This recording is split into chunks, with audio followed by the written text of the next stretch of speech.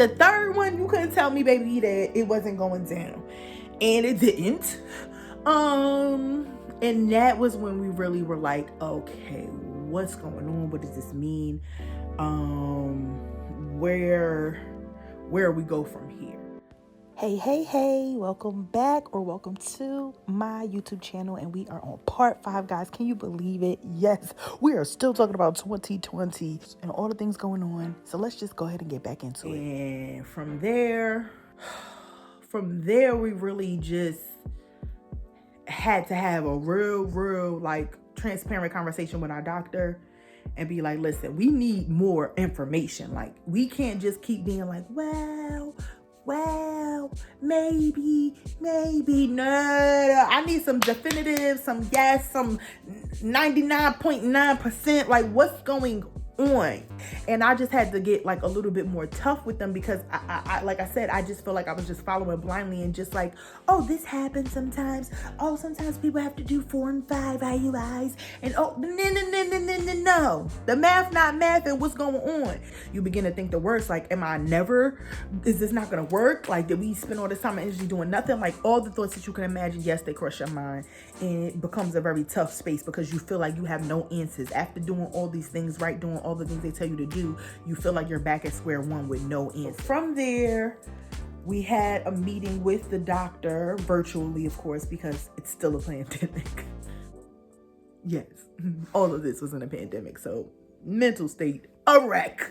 So we do all of this, we have the meeting, and I'm just like, listen, I need to know, like, what other things could possibly be. Where do we go from here? I can't keep doing the same thing and expecting different results. I'm like going in. I got a list of questions that I've been writing throughout the week, waiting for her to call me up, and all of that. So then she's like, well, did the hysteroscopy, and the inside of the uterus is good and it's normal, and your body was receptive. Your blood work is right. The protocol works. We did the ERA. We've tested the embryos. They are genetically normal. Usually when all of that is there, you get implantation, you get a successful pregnancy. That is what usually happens. And in the rare occasion that that's not happening, then we have to look at other things and other factors. And now we don't know if the fibroids on the outside of the uterus may be a factor. So at that point, hearing that, it kind of pissed me off. Well, it did piss me off a lot, but it also made me feel like I knew it. So I was just like, and like I said, when I go on my fibroid journey, I'll talk more about it, so I'm not going to get too much in detail about that. But I had a feeling, like I said, it was in the back of my mind. Anybody that knows me, I'm a Pisces, very much intuitive, very much like can sense and feel, and just, like they say, kind of like psychic sometimes, you know what I mean? I always had a feeling that the way they were like downplaying it, oh no, you can, it's not that big of a deal if it's not on the inside, if it's on the outside, and we don't have to bother with it, we don't need to bother with it. Like, I just felt like that didn't make no sense. Like, I get it medically, but it also didn't make no sense. Anyway, I'll get into that when I upload a fibroid journey video. This one is like encompassing everything. So like I said, I'm trying to stay on track. Child, I've been recording for 45 minutes. I just want to go on record and say that. Dang, I be yapping. So that was, my embryo transfer was on November 4th. The pregnancy test was 10 days later. So that's November 14th. She said, I'm going to send you to, a surgeon. Don't be alarmed, because he is an oncologist. That's what I think it is. Yeah, oncology surgeon, which is cancer.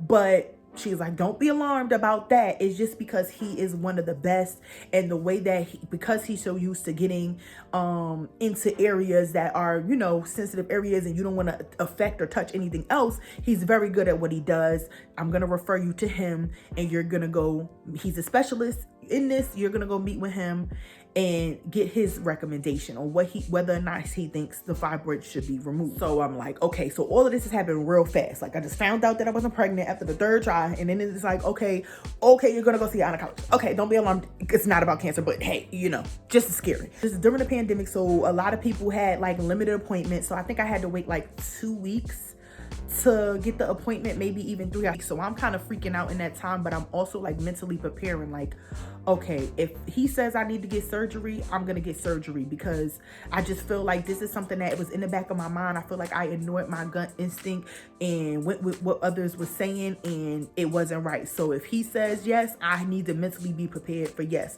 So at this point, I'm like telling my husband, like I'm preparing my mom mostly, because I'm like, okay, if we do have surgery, we want to move as fast as possible, because that's another video I'm gonna talk about insurance. I'm gonna let y'all know that's because baby, at this point, thousands of dollars have been spent, deductibles have been met. I'm like, oh no, I'm not letting this go to waste. If I could get this surgery this year, where it's going to be the littlest, teeniest bit of out-of-pocket cost, that's what I'm gonna do. Because you know, when that new year hit, baby, so do that new bill, and it's ugly. So I was like, oh no. So that was the other thing I was stressed about, because I'm like, the financial cost for something like this, because this was the most invasive surgery, okay? But I didn't know which one it was going to be at that point. She said there's different type of surgeries. He'll be the one to tell you which one you need for your situation. So from here, I want to let the surgeon handle it. So now I'm waiting for my surgery, preparing. It's holiday time, you know, so it was kind of like bittersweet. Finally, I get to see the doctor, and funny enough, I was on my period for my visit, and they have to do like, you know, a vaginal inspection by hand. And also touch like your stomach to feel the fibroids and see what they feel from the inside, see what they feel from the outside, right? Also, before that, I had to go get a pelvic MRI. So all of this in the pandemic was chaotic, because it was just like limited appointments. It was just like, I was like fighting for my life to get these things done, because I'm like, I have a deadline at the end of the year. We're already mid-November, so I really only got a month to get the pelvic MRI, meet with the doctor, and potentially try to get a surgery on the books. You know, it will not on the books, off the books, and done. So at this point, I meet with the doctor. I'm on my cycle, and they're like, okay, undress from the waist down. Da, da, da, da. Like, they just like, look, like it's another day. Like, they was almost acting like they had a problem with me being there. And I'm like, oh, hello. So, okay, dress from the waist down, da, da, da, super casual. And this is TMI, so just a warning, I'm bleeding everywhere. Child, the doctor was like, now the doctor came in, I'm talking about I want to say it was Armani. He came in like his best Armani suit, looking sharp, nice shoes on. He looked like he just walk around and chill all day. Like, he didn't look like he was prepared for any of this, because I'm telling you, like, they just like, it was very much not prepared for what was going on. It was very much like we were just gonna come in here, take a little peek, and go about our day. We wasn't getting messy. So from that, he was already like, yo, yeah. Houston, we have a problem. And then from his like it was quick. Child, I'm gonna talk about this in a fibroid video, because I can't really talk about it in this one, because I've already shared so much. But the inspection, I was expecting another insertion. I was like, wait a minute now, hold on, let me call my husband. He gonna be mad. At least take me out to dinner first. Like, y'all got an Arby's coupon back there for it? Anyway, he was just like, yeah, like he didn't even react, but like when he sat down and he saw the blood, and he was like, oh, he was like draping stuff over him, because he didn't want to get on the suit, obviously, because like I said, I don't think he was expecting all that. So he's like, okay, you get dressed and then you come into my office. Okay, how did you get here? So now I'm freaking out, because I'm like, child, is there something wrong? What's going on? So I go into the office, and he's like, yeah, you need to have those removed. He's like, you know, you need to have an abdominal myomectomy, blah, blah, blah, this is what it is. I'm like, whoa, whoa, whoa. It's like moving so fast. My husband wasn't allowed in the office. So I called him on the line, and he was listening and everything. And basically I was like, okay, well, when is your soonest appointment? Like, and I want to say that this was like, yeah, as a matter of fact, no, it wasn't in November. It was like mid-December. So it was like December 13th or something like that. And then I was like, do you have anything? Like, when is your next surgery? Like, do you have anything before the end of the year? And he was like, I can do December 30th. So like the day before New Year's Eve. He's like, you want something before the end of the year? I could slide you in at 11:59. Like, and I'm like, deal. Because that's how important the medical course is. Like I said, I'm gonna get into that when I get into that.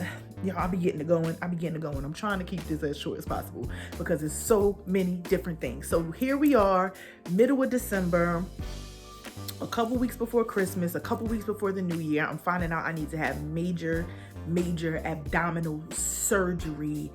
And he said that I was gonna have to be in the hospital for about 3 days, 2 to 3 days, and that it was going to take me 4 to 6 weeks to heal. It was a lot longer than that, but that's what they said. And it was just like, here I was, end of 2020, still in the pandemic, still hadn't had any embryos implant or have any successful pregnancies, coming up on a year and a half of many treatments, many surgeries and procedures, and just lots of medication, lots of money, lots of stress, lots of time, lots of phone calls, emails, back and forth with insurance, medications up the hoo-ha, all kinds of stuff. And I'm still not pregnant. I still don't know if I'm going to be able to get pregnant. And now I have to have a scary surgery in a pandemic. So I told y'all this was going to be a roller coaster of a journey, but I did want to share something before I go. I don't think I've ever shared this with anyone. So just a little something special that I actually found while I was, like I said, getting myself together for the other one. So this is my embryo. This is my baby. This was embryo number 1. That was implanted on May 20th. That is it. That's a ultrasound of where they implanted it. Child, that thing be so little. You be like, huh? Where is it? That's the one that was implanted on May 20th of 2020. The very first one. This is my second baby. My second baby. This is the second embryo that was implanted on July 22nd of 2020. And then this is the third. This is the third one that was implanted on November 4th. And yeah, I never really shared this with anybody. I think that, keeping these just because, they are things from our bodies, and, they are a representation of our journey, and they are, just powerful to see. Some people don't even get embryos. Some people don't make it to the embryo stage. Some people don't get more than one follicle, so I think that this was a sign of the blessings that we've had so far. And it's crazy because I'm going for another embryo transfer tomorrow.